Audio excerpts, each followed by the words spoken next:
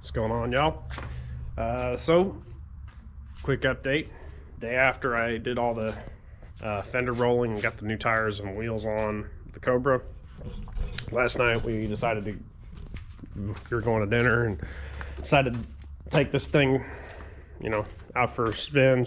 My wife hadn't actually ridden in the car since I put the Kenny Bell on. Anyway, so as you can see, this is about the height I've got. Well, we went and ate and we're on our way home, and all of a sudden I started hearing rubbing. Like constant rubbing. This side's actually the better side. It actually got pretty torn. There were melted pieces of rubber over here. This is like this got hot.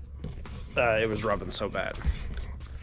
But what the important thing of it is knowing, we took the exit, got home, because it was 9:30 at night, and we live out in the country, so it's really not anywhere to stop safely. Don't want to stop on the side of a 2-lane road out here because there's no lights, and didn't want to get hit. So got it home.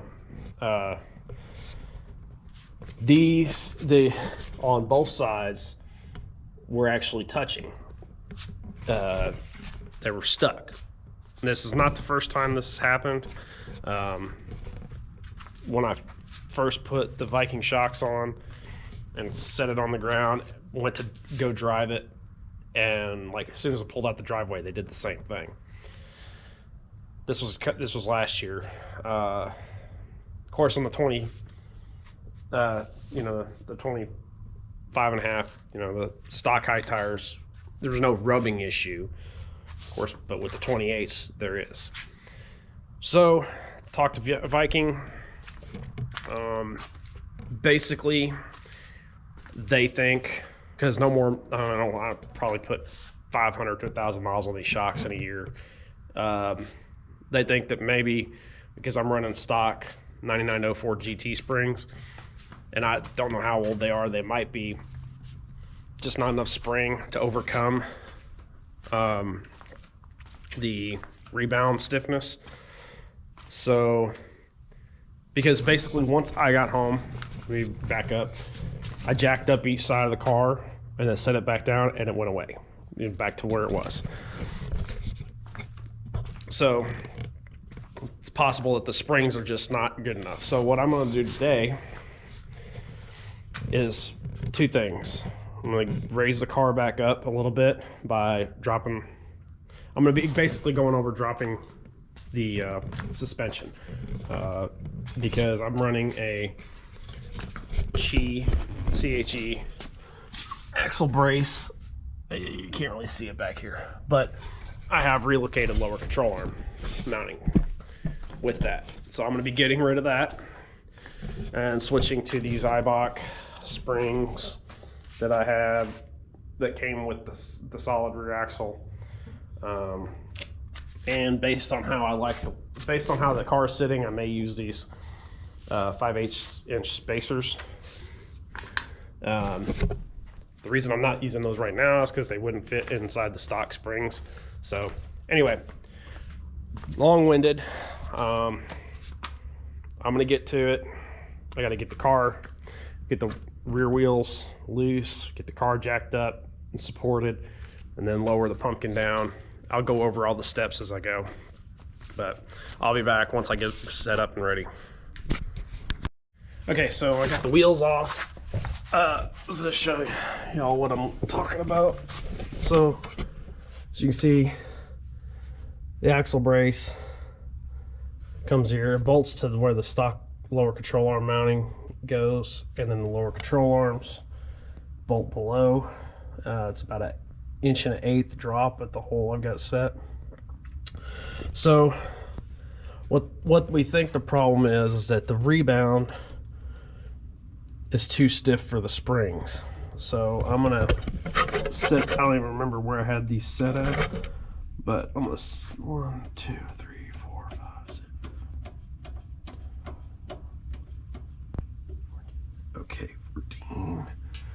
see where the rebound was.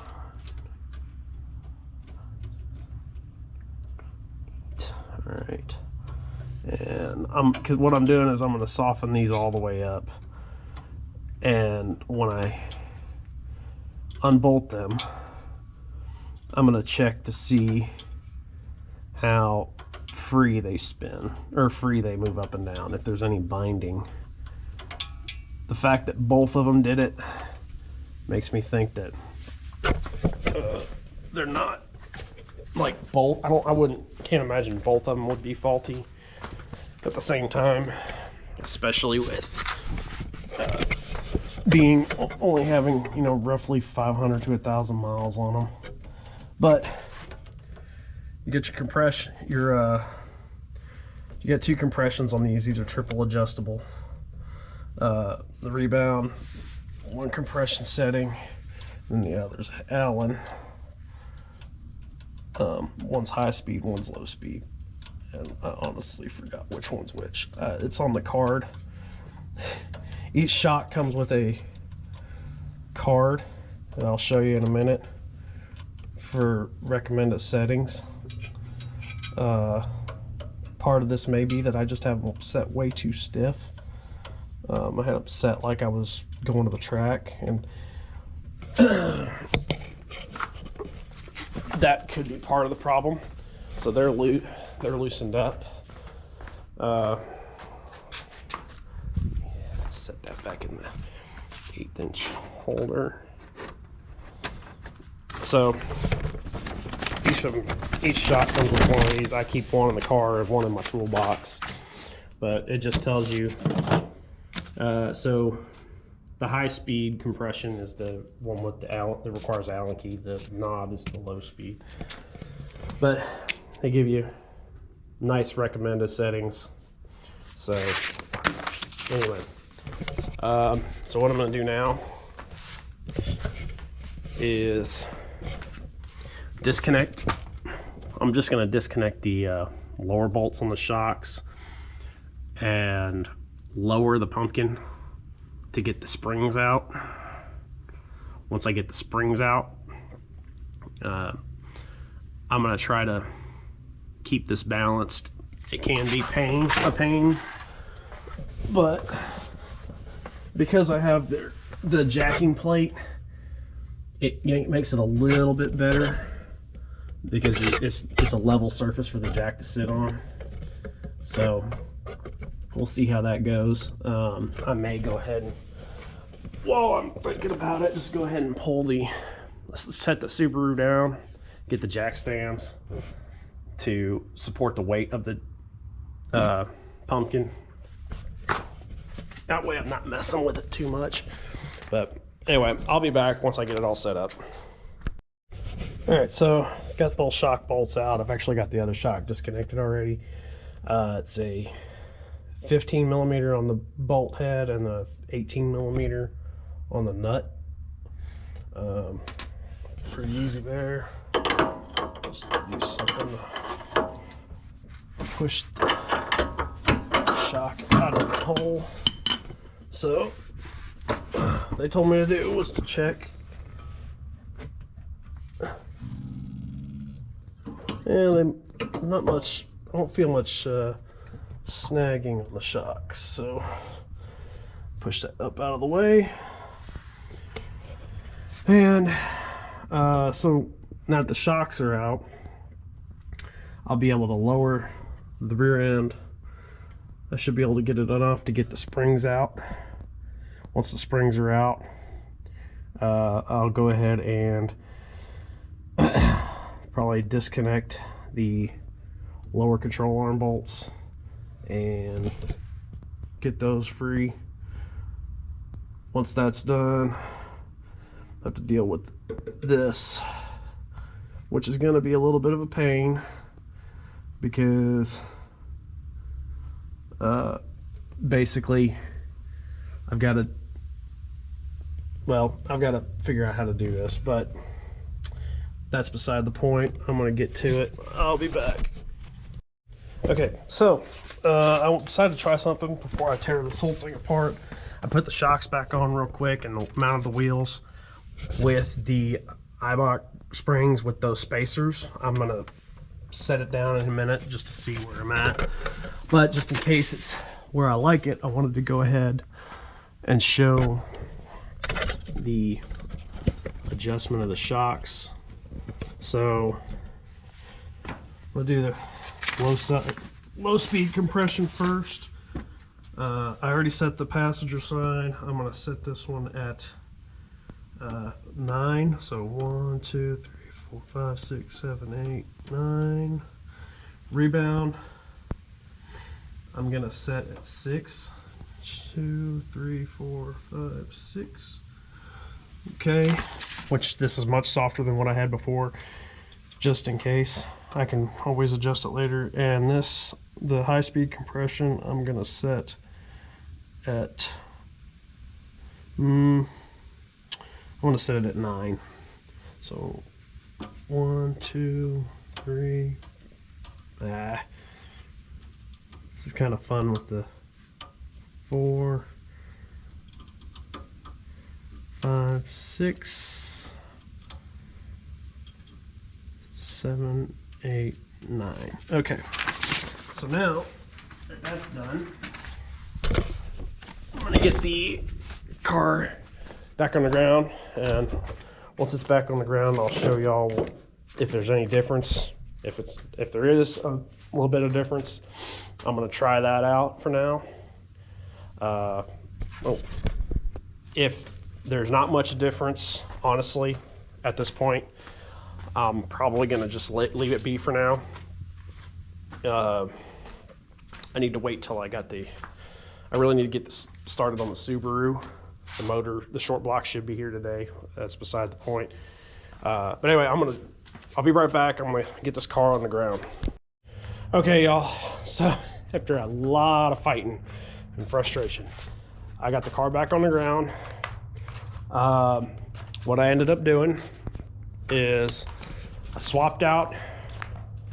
These are the stock 9904 GT springs I was running, and these are the spacers I was running. The H&R 25 millimeters. Well, I had to run those because even with the 315, you can see a couple times where the tires rugged before I put those spacers on. There was no way I was going to get the 28s to fit inside the wheel well good with the tailpipes the way they are. So I just basically unbolted the tailpipes just behind the axle, got those out of the way, and decided to remove the H&R spacers. That's the fight I had. They were stuck like Chuck on the freaking hubs, or the axle hubs. So anyway, finally got them off. Had to use the Eastwood fender roller with my jack handle, just jerking the crap out of them to get them to pry free. But all in all, much better clearance. I've got plenty of clearance on the inside. Same over here. Really in no danger of rubbing there. If I do ever rub, it'll probably be right there. But I actually pretty well moved the jack. I'm pretty happy with how it's sitting. If anything, I might go ahead and pull the top isolators out of the front springs again.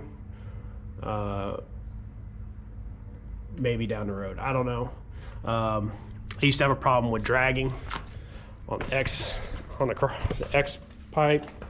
Where I used to live, we were crossing a set of railroad tracks. It was just a thing. I don't really have that problem now with my normal route to work and driving around. The roads are much better on where I live now. They still suck, but there's no super deep spots. But anyway, so I'm gonna try this out, the stiffer springs, and I've softened the shocks up substantially versus what I had them. See how it rides. Should be more comfortable. I'll give my feedback once I get a chance to. Anyway, one more project down. I guess that's it. Don't forget to like, share, and subscribe, all that fancy stuff. I'll be back.